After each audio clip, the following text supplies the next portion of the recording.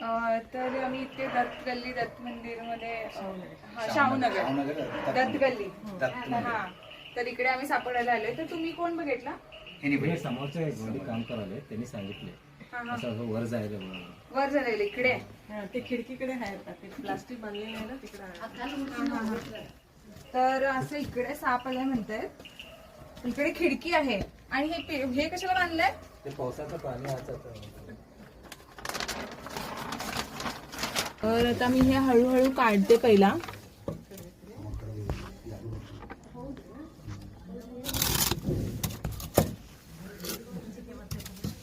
शकता किती अडचणीमध्ये येऊन बसलेला आहे आणि मी ह्याला असं हळू पकडते. बाईट पण करू शकतो. तर मी एवढं पकडल्यावर तो अजून बाईट करत नाहीये. ह्याचा अर्थ ते सुद्धा आम्हाला घाबरते. तर बघा कसं वरती यायचा प्रयत्न करायला लागलाय. त्याला माहिती पण नाही मी इथनं हळू असं आता पकडलेलं आहे याला. तर बघू शकता कसं बाईट करायला हे करायला लागले. आणि जेवढं मी शेपूटला पकडतो तेवढं ते गोल गोल फिरत असते आणि हे जर शेपूट कट करून घेऊ शकते. इकडे ह्याला वेरुळा म्हणतात. पाण्याचा साप आहे हा आणि खूप रागिष्ट साप असतो आणि खूप घाण वास सुद्धा सोडतो हा साप.